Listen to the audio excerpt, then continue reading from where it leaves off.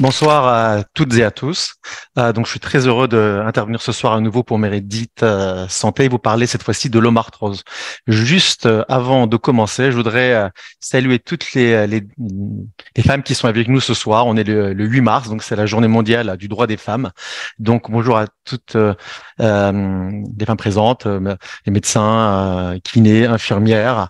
Et je vous souhaite que vous passerez un bon moment avec nous pour cette présentation sur l'omarthrose. Alors, l'omarthrose, c'est le nom de l'arthrose de l'épaule. C'est une spécialité, euh, c'est une pathologie qui est prise en charge par les rhumatologues et les chirurgiens de l'épaule.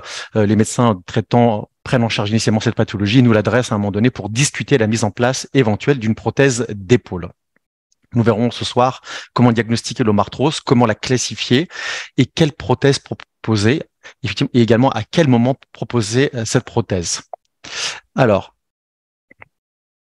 euh, commençons. Ce sont souvent des gens seniors, hein, souvent plus de 60 ans, qui présentent des douleurs dès l'épaule. Ce sont des douleurs initialement d'allure mécanique. Sur ces douleurs mécaniques peuvent apparaître des périodes de douleurs inflammatoires et parfois des réveils, en particulier en cas de poussée inflammatoire et d'accélération de l'atteinte du cartilage. Les douleurs augmentent, les mobilités baissent, et c'est souvent une atteinte bilatérale. Tout ça évoque fortement une arthrose de l'épaule, donc une omarthrose, et il faudra alors envisager de rechercher une cause. Il y a des causes comme l'ostéonécrose, c'est-à-dire la nécrose ou l'usure. Il y a une chimiothérapie, une corticothérapie à certaines origines ethniques ou à la polyarthrite. Ce n'est pas ce n'est pas l'étiologie la plus fréquente, mais elle a recherché en particulier sur les patients jeunes qui ont eu une chimiothérapie, une corticothérapie. Euh, la plus fréquente, c'est souvent tout de même la keuf-tir-arthropathie. Vous avez peut-être entendu cet anglicisme, mais c'est l'atteinte arthrosique de l'épaule liée à une rupture de coiffe. Donc, ce sont des patients qui avaient une histoire de rupture de coiffe et de tendinopathie, de rupture de coiffe, et qui soit ont été opérés de la coiffe, ça n'a pas cicatrisé, soit n'ont jamais été opérés et arrivent déjà au stade d'arthrose. C'est une situation assez fréquente malheureusement. Et il y a également les arthroses qui sont liées aux fractures. Et ces fractures complexes, plurifragmentaires, provoquent une dévascularisation et également une nécrose secondaire qu'on dit post-fracture. Si vous ne retrouvez pas d'origine, on parle alors d'omarthrose primitive, c'est-à-dire qui est purement liée à l'âge, mais on reverra ça tout à l'heure. Ça, c'est l'aspect clinique de manière assez succincte.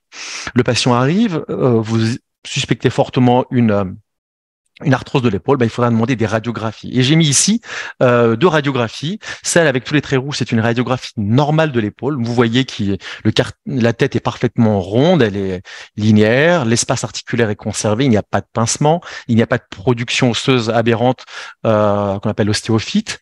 Et l'espace sous-acromial, cet espace est également conservé, il est ouvert. À droite, eh bien, c'est une omarthrose assez évoluée. Tous les signes sont présents. Il y a un pincement articulaire important. Il y a des zones de condensation. Il y a des ostéophytes. Il y a des zones ici, également des géodes, des micro-géodes. Il peut y avoir également parfois des macros. Et l'espace sous-acromial, ici, est pincé. Donc, pas de doute, c'est une arthrose de l'épaule. Dans le cas présent, voici une tête, dans le cas d'une radio normale, la tête humérale qui serait en rapport, c'est celle-ci. C'est un cartilage parfaitement lisse, normal, avec des tendons qui ne posent pas de problème, non inflammatoires, non rompus. Voici une vue opératoire de l'aspect d'une tête humérale lorsqu'il y a de l'arthrose. Vous voyez qu'il n'y a plus de cartilage, et même le cartilage qui reste a un triste état. Il s'agit d'une vue chirurgicale avant de couper la tête pour mettre la prothèse, et c'est une boîte deltopectorale, c'est-à-dire par ici, et on est assez zoomé. Donc, les radiographies, il faudra faire en fait un bilan assez complet au début. En particulier, quand il y a un doute, on peut faire des radiographies avec des clichés en rotation pour pouvoir démasquer les ostéophytes qui ne sont pas toujours visibles. Vous pouvez également voir des productions osseuses comme des ostéochondromes. Ça, ce sont les radiographies de face en rotation. Le profil pas très intéressant. Ce qui est intéressant, c'est plutôt le cliché axillaire qui va permettre d'analyser la subluxation postérieure, parce qu'on ne voit pas cela sur le cliché de face, ce sont les clichés axillaires qui vont nous permettre de savoir si l'usure est centrée ou si elle s'excentre vers l'arrière. C'est quelque chose de capital et faudra demander ces clichés car la chirurgie potentielle est modifiée. Ces radios ne vous donnent pas d'éléments ou d'informations en ce qui concerne la coiffe des rotateurs. Pour cela, il faudra demander d'autres examens et on va les voir. Alors, ces examens, on peut commencer par une échographie, mais on verra que ce sont plutôt les arthroscanners IRM qui sont importants. Ils permettent de visualiser en plus de l'os mieux le cartilage, en tout cas en ce qui concerne l'arthroscanner et l'IRM, et surtout s'intéresser à la coiffe des rotateurs, c'est-à-dire aux parties molles. Alors, l'échographie, dans le cadre d'une prise en charge initiale chez un patient peu symptomatique, si on a un doute sur une rupture de coiffe, on va le demander. Mais rapidement, l'examen intéressant, c'est l'IRM ou l'arthroscanner.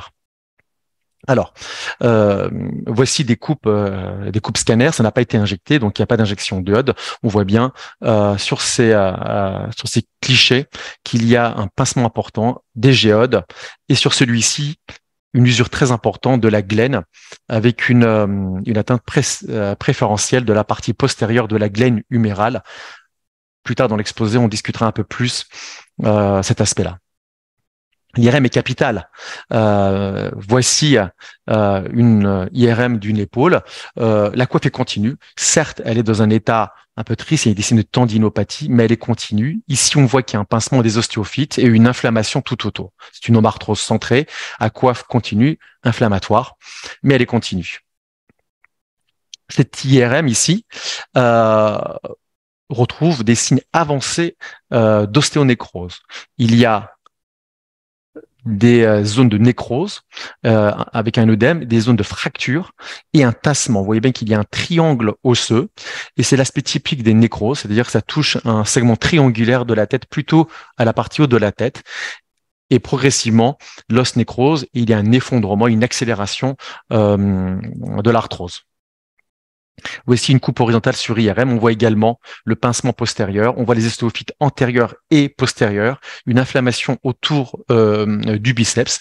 On peut également analyser sur ces IRM le stock osseux. On voit que l'os est plutôt de bonne qualité et on ne devrait pas avoir trop de difficultés à implanter une prothèse si le patient est douloureux. Alors, dans la prise en charge, il faudra rapidement définir le type d'omarthrose.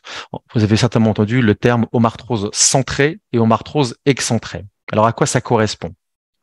L'omarthrose centrée, c'est finalement une usure assez équilibrée entre la tête et la glaine, et l'usure va se faire assez médiale, horizontale. Il n'y aura pas d'excentration vers le haut. L'espace sous-acromial en dehors du petit ostéophyte est conservé, mais la glaine et la tête restent plutôt en face. Et il y a progressivement une impaction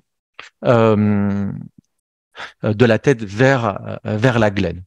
Elle est à opposer à l'omarthrose excentrée, où la tête va s'ascensionner. Au début, il n'y a pas beaucoup de pincements articulaires. Ce sont des formes d'arthrose, donc d'omarthrose qu'on rencontre dans les ruptures de coiffe. Il n'y a plus de tendon de la coiffe. La tête va surélever et aller frotter contre l'acromion. Puis, l'arthrose va apparaître à la partie haute et à la partie médiale. Nous verrons tout à l'heure la classification de ce type d'omarthrose excentrée, donc par rupture de coiffe ou cafetière-arthropathie. On voit bien donc le pincement ici, l'espace sous-acromial, et également une chose que vous devez parfois voir dans les comptes rendus radiologiques, c'est la rupture du cintre donc entre l'omoplate humérale. Il y a un décroché. Normalement, il y a une forme assez ogivale et harmonieuse qui n'est plus conservée. Il y a un décroché à ce niveau. Alors, l'origine et l'étiologie. De manière générale, l'arthrose, quelle que soit l'articulation, c'est la première cause de maladie ostéo-articulaire. C'est une pathologie d'une personne de plus de 60 ans, 65 ans. Beaucoup de gens souffrent d'arthrose en France, 10 millions de sujets. Et l'omarthrose, c'est pas la plus fréquente. L'arthrose du genou, l'arthrose de la hanche, l'arthrose des doigts est plus fréquente que l'omarthrose, même si on constate que cette arthrose de l'épaule augmente. On estime qu'il y a 2 à 4% de la population qui est touchée par l'arthrose. On a vu tout à l'heure les causes. Je reviens un petit peu sur ces causes. On dit qu'elle est primitive lorsqu'il n'y a pas de cause spécifique qu'on peut traiter, et donc elle est liée à l'âge. Les dames en ont un peu plus que les hommes. Les antécédents d'arthrose, en particulier l'arthrose digitale, seraient également associés à un peu plus d'omarthrose. On constate dans ces formes primitives tout de même que ce sont plutôt des gens avec un surpoids et qui ont eu des microtraumatismes répétés. Je ne parle pas de fractures, je parle de microtraumatismes répétés. L'homarthrose secondaire, une des principales causes, je redis ce que j'avais cité au début de l'exposé, c'est la rupture de coiffe, donc la cafetière-arthropathie, ou les atteintes inflammatoires microcristallines, l'ostéonécrose asymptique, le rhumatisme inflammatoire, les dysplasies et les fractures. Donc en pratique, lorsque vous avez une homarthrose excentrée, c'est lié à une rupture de coiffe. Il n'y a pas forcément de cause secondaire à chercher. On chercherait une cause secondaire chez les patients qui ont une forme d'homarthrose centrée, en particulier chez les jeunes. Les deux situations à vraiment éliminer, c'est l'atteinte microcristalline, donc plus souvent la chondrocalcinose et la goutte. Les patients ont également des douleurs au niveau des poignets, des genoux, et on constate chez ces patients des calcifications présentes au niveau des ménisques, au niveau du ligament triangulaire ou de la symphyse pubienne. Donc, on va traiter cette chondrocalcinose et cette goutte en parallèle, bien sûr, du traitement de l'homarthrose. On recherche également les causes inflammatoires, en particulier chez les dames jeunes, et en éliminant une polyarthrite rhumatoïde. Alors, la physiopathologie, elle est mal comprise. On a beaucoup d'hypothèses. En pratique, on pense que c'est l'association d'une part d'un stress mécanique, dont des traumatismes répétés professionnels ou à la maison, quoi, une usure mécanique, une dégénérescence naturelle du cartilage, de l'os, de la synoviale, associée à des problèmes métaboliques. Au début, il y a une inflammation qu'on appelle une inflammation de bas grade, qui est plutôt bien traitée par les anti-inflammatoires. Puis, l'inflammation s'accélère avec un remodelage osseux, des fragments de cartilage qui vont être relâchés et une usure plus importante et un cycle biologique de dégradation plus important. Je rentre pas dans les détails. J'ai juste mis une diapositive d'une étude qui a été faite en 2010 qui montre toutes les protéines impliquées dans l'homarthrose. Pour vous dire que pour l'instant, cette homarthrose, on la traite par des anti-inflammatoires, des antalgiques, de la chirurgie, mais qu'il y a certainement la place à des traitements beaucoup plus à la chirurgie, à des traitements immunologiques pour aller à la racine de l'arthrose. Mais c'est fait partie du domaine de recherche. Il n'y a pas encore de solution utilisable au quotidien. Alors, comment traiter cette homarthrose? On commencera souvent par traiter médicalement. Les patients souffrent, ils viennent parce qu'ils souffrent, ils viennent pas parce qu'ils veulent une prothèse d'épaule. Donc, on va soulager leur douleur par des antalgiques de niveau 1, de niveau 2. On a rarement à faire, en cas de l'homarthrose, de la morphine, sauf quand il y a phase aiguë d'une fracture. Les anti-inflammatoires seront également assez rapidement utilisés. En topique, ça n'a pas beaucoup d'intérêt, mais il faudra faire attention à ces anti-inflammatoires et je vais y revenir tout à l'heure. La corticothérapie au long cours n'a pas d'indication dans l'homarthrose primitive. S'il y a une cause secondaire, une polyarthrite, etc., bien sûr, mais dans l'homarthrose primitive, où il y a une fracture, il n'y a pas d'indication à la corticothérapie orale, je veux dire au long cours. Peu ponctuellement, en cas de crise douloureuse mal contrôlée, est nécessaire de prescrire une corticothérapie de courte durée, comme on peut le faire pour des tendinites, comme on peut le faire pour des crises de calcification. Mais il ne faudra pas envisager un traitement de corticothérapie orale au long cours chez ces patients. On prescrira souvent des anti-inflammatoires avec des règles de prescription qui sont à connaître. Si le patient présente des problèmes gastro-intestinaux, de gastrite d'ulcère, il est très important d'adapter la prescription et de privilégier des inhibiteurs sélectifs de la COX-2 comme le Celebrex. Pour les autres patients, le traitement sera adapté, c'est-à-dire la plus petite dose sur la durée la plus courte possible. Faire attention bien sûr aux antécédents de cardiopathie ischémique, d'hypertension artérielle mal contrôlée, d'accident vasculaire cérébral et aux problèmes gastro-intestinaux. De manière générale, on prescrit assez facilement des protecteurs gastriques tout de même aux patients. Le traitement infiltratif. Autant la cortisone orale n'a pas beaucoup d'intérêt, autant les infiltrations peuvent être nécessaires pour soulager les patients. Bien sûr, c'est un traitement infiltratif qui n'est mis en place que si les antalgiques, les anti-inflammatoires oraux ne suffisent pas. Le diprostène est assez largement utilisé. Donc, on parle ici d'infiltration de cortisone. L'utilisation d'acide hyaluronique ou de PRP, je vais pas me parler des PRP sur cet exposé, mais ça s'est décrié et pour l'instant, on n'a pas de preuve réellement de son efficacité. Ça peut être utilisé au cas par cas en proposant cette alternative aux patients. Les infiltrations, elles, sont régulièrement utilisées pour traiter toutes les formes d'arthrose, que ce soit hanche, genou ou épaule. Ce sont des infiltrations qu'on dit radioguidées intra-articulaires. Alors, quel est le principe, hein? Déjà, il y a des contre-indications. On ne va pas faire d'infiltration si il y a une infection locale, une infection au point d'injection, du matériel, des vis, par exemple, d'une ancienne ostéosynthèse ou d'une butée, s'il y a une allergie aux composants ou si les patients sont anticoagulants, mais de manière non contrôlée. Euh, Également, un diabète sévère, une hypertension artérielle mal contrôlée seront plutôt des contre-indications. Le diabète n'est pas une contre-indication absolue, c'est le diabète mal équilibré. Et chez les diabétiques, on aura tendance à ne pas multiplier les infiltrations également. On peut espacer les infiltrations de 4 à 6 semaines. Moi, je fais plutôt partie de ceux qui l'espacent d'au moins 6 semaines. Et pour les infiltrations dans le cadre de l'homarthrose, il faut privilégier les infiltrations donc guidées, donc soit par échographie, soit par radiographie. Donc on désinfecte, on n'infiltre pas contre résistance, on infiltre en fonction du volume articulaire et il faut un repos de quelques jours après l'infiltration. Alors, comment faire? Par voie antérieure, les rhumatologues, chirurgiens ou radiologues ont l'habitude de cette procédure. Euh, J'ai mis ici une petite vidéo pour expliquer comment on faisait ça. Donc, pour ma part, je l'ai fait au bloc opératoire parce que j'ai une machine pour radiographie au bloc opératoire. On prend nos repères. Donc, ici, la coracoïde. Ici, ça sera le point d'entrée qu'on appelle le soft point, l'intervalle de rotateur. Et ici, c'est un repère qui visualise le biceps. On met un champ stérile et puis on va anesthésier et repérer l'articulation. Qu'on a l'habitude, c'est assez rapide. On injecte un petit peu de produit, on contrôle sur radio, on est dans l'articulation, on a mis un peu d'iode qui est un opacifiant. Une fois qu'on est dedans, on injecte la cortisone.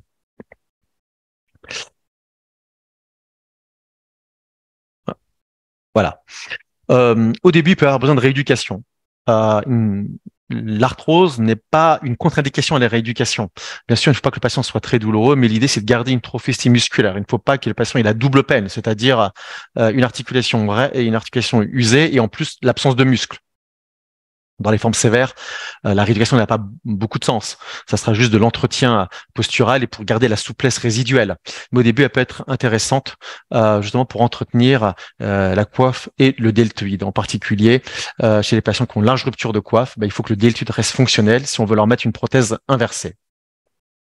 Je ne parle pas des anti-NGF. Pour l'instant, ils ne sont pas vraiment utilisables en pratique quotidienne. Alors, si le traitement médical ne fonctionne pas, on aura alors recours aux prothèses. Sachant que l'homarthrose, contrairement à l'arthrose du genou, l'arthrose de la hanche, est une arthrose qui est longuement bien tolérée. On ne marche pas sur ses épaules et donc beaucoup de gens vont très bien avec le traitement médical et une infiltration occasionnelle associée à un analgésique anti-inflammatoire. Lorsque le quotidien est perturbé, les douleurs mal maîtrisées, il faudra alors envisager donc la chirurgie. Nous sommes au quotidien confrontés à des patients qui sont dans des situations intermédiaires, c'est-à-dire suffisamment douloureux et les médicaments ne marchent pas très bien pour vraiment demander une prise en charge, mais pas encore assez pour que la prothèse soit mise en place. Donc, il y a parfois des situations un peu intermédiaires, voilà, trop graves pour le traitement médical, mais pas encore assez finalement pour la prothèse. Donc, ces patients, on peut discuter et l'arthroscopie est une option potentielle. Si l'arthroscopie n'est pas possible et que l'usure bien installée, on devra choisir après un bilan quel type de prothèse implanter. Donc, une étude qui avait été publiée sur l'évolution des besoins de prothèses d'épaule. Et bien, vous voyez qu'en 2010-2015, le taux d'implantation des prothèses était d'environ 30 pour 100 000 et qu'on estime que ce taux risque de doubler ou de tripler dans les 15 ans ou 20 ans, tout simplement parce que les gens vieillissent mieux et ont une mode fonctionnel plus importante. C'est l'explication qui a été retenue. Je voulais revenir sur l'arthroscopie. Voilà. Alors, l'arthroscopie est une option. Elle est peu pratiquée, mais elle peut se discuter. Pour les patients jeunes qui ont une inflammation de l'articulation, qui ont des corps étrangers, qui ont un défect localisé, eh bien, on peut être amené à aller par arthroscopie, laver l'articulation, enlever les corps étrangers, donc les ostéochondromes. enlever les fragments de cartilage flottants, et effectuer ce qu'on appelle des perforations de Steadman ou de Pridey, qui consiste à créer des micro-blessures pour stimuler non pas la repousse du cartilage, ça n'existe pas, mais un tissu fibreux qui peut faire office de cartilage un certain temps. Les Américains appellent ça la CAM procédure, la Comprehensive Arthroscopic Management. En gros, ce sont des sujets jeunes qui ont une arthrose déjà évoluée, assez sportifs, et pour qui on va essayer de faire qu'on prendre cette solution qui est une solution finalement d'attente afin de repousser la chirurgie si les antalgiques et les infiltrations ne sont pas suffisants. On estime que la première année, 92% des gens sont soulagés.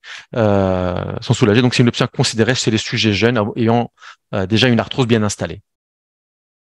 Alors, si cela ne marche pas, il faudra envisager alors une prothèse d'épaule.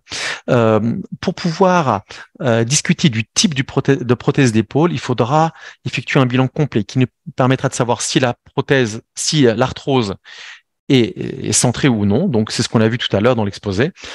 Ici, vous voyez que c'est une homarthrose centrée. L'espace sous-acromial est ouvert. Et ici, c'est une homarthrose excentrée. On analysera également dans le plan horizontal sur les scanners, donc la subluxation. Ici, il n'y a pas de subluxation postérieure. Ici, il y a une nette subluxation postérieure. Il faudra analyser les parties molles et également l'importance de l'inflammation et les ostéophytes qui sont présents, qui devront être pris en charge et retirés durant le geste chirurgical. Cela permettra de mettre, excusez-moi, j'ai trompé, voilà, la prothèse correcte, c'est-à-dire la prothèse anatomique ou inversée. Je vous ai mis la classification de Hamada, qui est la classification qui permet d'évaluer l'excentration et l'usure sur le plan frontal. Et ici, l'analyse de la subluxation, on trace ce qu'on appelle la ligne de Friedman, et en fonction de cela, on saura s'il y a une subluxation très importante. En pratique, on estime que s'il y a une subluxation de plus de 55%, on parle d'excentration importante et de risque que l'implant au niveau de la glène ne tienne pas. Walch est un chirurgien français lyonnais très réputé qui a beaucoup publié, œuvré, encore très actif dans le monde de la chirurgie des épaules, et il a établi cette classification de la glène et en comprenant que l'aspect de la glène était important à considérer sur les clichés horizontaux, en particulier donc sur cette ligne de Friedman. Et vous voyez bien que dans les subluxations dans les arthroses de type B, eh bien implanter une prothèse au niveau de la glène peut être quelque chose de difficile, et dans certains cas, il faudra effectuer une greffe osseuse ou alors ne pas mettre de prothèse anatomique, mais une prothèse inversée pour pouvoir tenir correctement l'implant à l'intérieur de l'os. L'évolution actuelle est ce qu'on appelle la planification en 3 dimensions. Donc, un scanner est réalisé, on fait une acquisition et on planifie la prothèse sur des imageries en 3D avec éventuellement des gabarits, qu'on appelle le blueprint, qui vont nous permettre de positionner également parfaitement les implants avec un gabarit qui est réalisé pour le patient, qui est livré, qui est stérilisé, qui nous permet de repérer une certaine partie de la glène et de positionner correctement les implants. C'est quelque chose que, pour ma part, je réserve à certains cas difficiles et pas à tous les patients. Je vais revenir un tout petit peu sur un cliché, sur une radio qui est passée. Voilà, je vais revenir sur ça.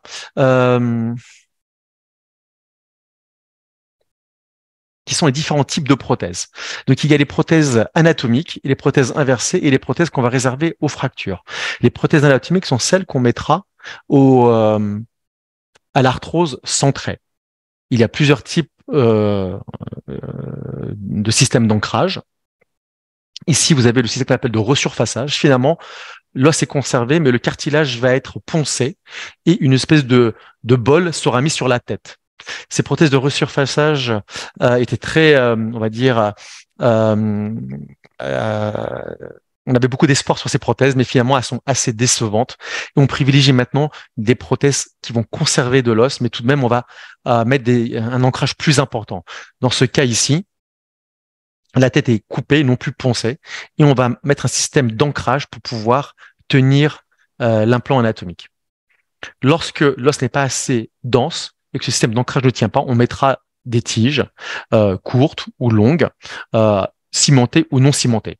vous voyez bien que nous sommes là dans le cadre de prothèse anatomique, c'est-à-dire qu'on coupe la tête, qui est environ un tiers d'une sphère, pour remplacer par un tiers de sphère prothétique. C'est totalement différent des prothèses inversées. Dans les prothèses inversées, la glénosphère est de l'autre côté et l'implant qui est mis au niveau de l'humérus est quant à lui creux. Et ces prothèses sont mises dans les cas de arthrose excentrée. Elles sont également cimentées ou non cimentées.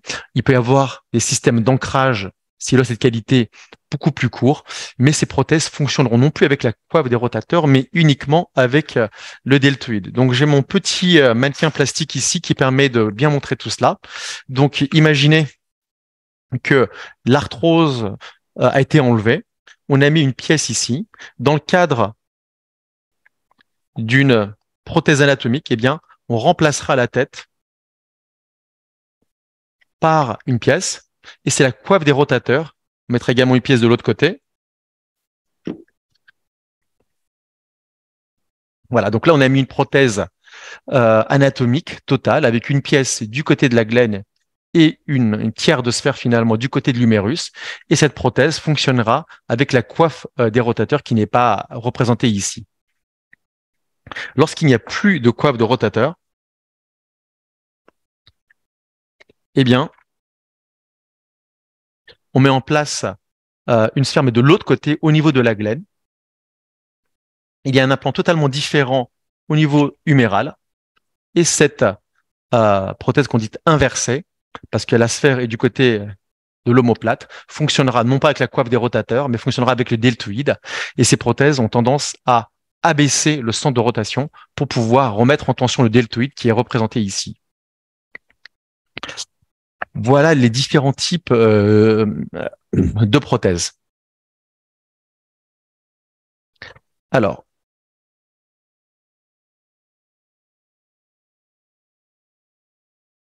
donc, en ce qui concerne la navigation et le blueprint, je vous disais que je réservais tout cela aux formes difficiles. Alors, je n'ai pas allé sur le détail de la peau chirurgicale. On trouve beaucoup de choses, mais en pratique, on effectue soit une voie d'abord antérieure qu'on appelle deltopectorale, soit une voie d'abord latérale. Chaque chirurgien a ses préférences. Il y a une résection osseuse, puis il a mis en place des implants anatomiques ou inversés, avec ou sans ciment. En post-opératoire, le patient est hospitalisé. Il sort souvent au bout de 2 à 3 jours. Il y a un drainage, des soins de cicatrice une quinzaine de jours. Un bloc interscalénique permet de gérer correctement la douleur et de commencer en post-opératoire déjà une rééducation qu'on pourra discuter tout à l'heure. On met en place une attelle dont la durée est variable. Les prothèses anatomiques, ce sont 30 à 45 jours, mais les prothèses inversées, on aura tendance à rapidement retirer l'attelle pour une rééducation précoce. La kiné débute durant l'hospitalisation avec un protocole progressif. Voici quelques exemples. Comme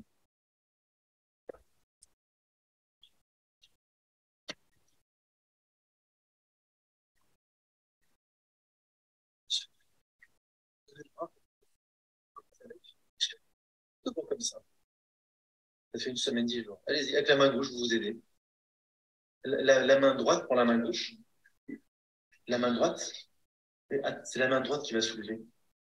Ah, d'accord. Allez-y, allez-y. Et voilà. C'est normal, dessin. Parfait, pas plus que ça. D'accord, ça fait. Alors là, c'est une patiente que j'avais opérée qui a ce contrôle post-opératoire une dizaine de jours.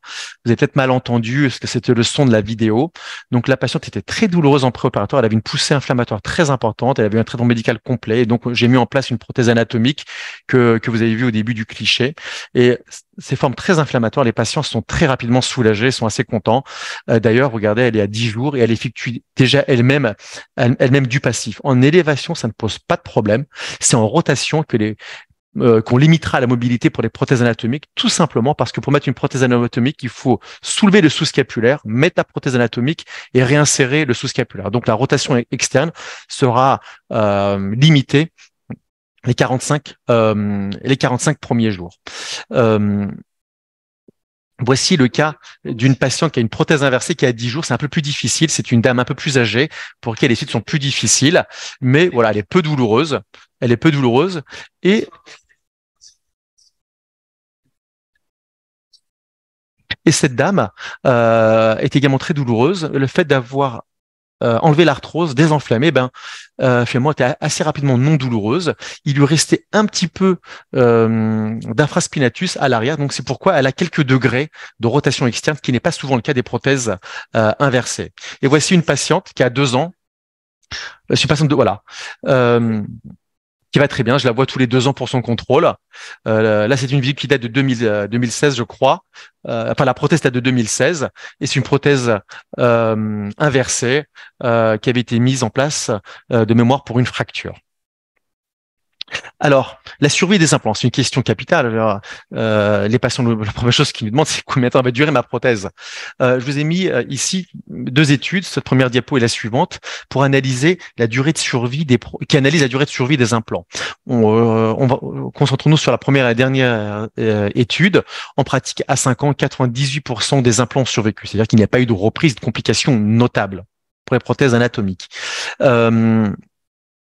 À 20 ans, on estime qu'il y a 85% de survie. Donc, vous pouvez rassurer les patients que quand même les prothèses qu'on met en place maintenant, les systèmes d'ancrage sont très performants et l'usure est finalement très très faible. L'étude de Flurin a montré également qu'il y avait 96% de survie à 8 ans, ce qui est très encourageant. Pour les prothèses inversées, on a analysé une survie en moyenne à 90% à 10 ans, sachant que, bien sûr, c'est assez intuitif, mais la chirurgie primaire, c'est-à-dire des patients qui ont opéré pour la première fois d'une prothèse, donc on exclut les révisions ou on exclut les chirurgies après ostéosynthèse d'une fracture, ont des meilleurs résultats, une meilleure survie. Les patients âgés ont une meilleure survie. Finalement, ils utilisent un peu moins leur prothèse, donc la survie est un peu plus longue. Et les dames ont également une meilleure survie que les hommes. Alors les complications, oui, c'est une chirurgie qui est un peu lourde. Il y a une anesthésie générale, une anesthésie locale. Il y a des complications qui sont non négligeables. En péropératoire, à peu près 5% de complications, voilà, de refends, de fractures, de fissures au niveau de la glène ou du lumérus. Le taux de complications par hématome précoce, c'est environ 4%. Et les complications en termes d'instabilité d'infection, elles sont mises entre 4 et 8% pour l'instabilité, l'infection 3 à 6%. L'atteinte d'un nerf durant la chirurgie, le plexus brachial est à proximité de la zone opératoire et le nerf axillaire également est évalué à 1,5%. La fracture de l'acromion, c'est une complication rare, mais qui survient dans les prothèses inversées chez les grands seniors, en particulier lorsqu'ils ont l'ostéoporose. Les facteurs prédictifs négatifs, ils sont intuitifs, mais là également, c'est la chirurgie de reprise. C'est la reprise après une fracture, une première ostéosynthèse. C'est les patients qui ont une épaule initialement très raide. Vous imaginez bien que mettre une prothèse anatomique inversée à ces patients est beaucoup plus complexe. Et les patients qui ont une forte comorbidité. Alors, voici quelques questions fréquentes qu'on me pose. La durée de vie prothèse, moi en général j'annonce aux patients 10 à 15 ans, mais il y a 70% de survie encore à 25 ans. La durée de séjour en convalescence. Alors, le séjour en convalescence n'est pas obligatoire. On a des patients bien accompagnés qui ont facilement accès à un kiné de ville. Chez ces patients, sans comorbidité importante, qui n'ont pas d'isolement important, une rééducation de ville peut également être suffisante et même moi je l'encourage tout simplement parce qu'on est parfois mieux à la maison que dans un centre de convalescence isolé. Les prothèses, il y a contrairement à la hanche, il n'y a pas de prothèse. Enfin, ça existe, mais elles sont pas implantées de manière standard en céramique. Et les prothèses sont pour les tiges en alliage, qui est un alliage de titane le plus souvent, et pour les pièces mobiles en polyéthylène, qu'on appelle hautement réticulé. Ces prothèses tiennent dans l'os en fonction de la qualité de l'os, soit avec un cimentage, soit ce qu'on appelle en press-fit, c'est-à-dire par impaction si l'os est bien. Certaines pièces de la prothèse sont vissées, c'est le cas de la prothèse inversée au niveau de la glène, il y aura entre 2 et 4 vis. Eh bien, écoutez, voilà. Je comptais faire 35-40 minutes maximum. J'en ai terminé. Je suis disponible pour les questions éventuelles.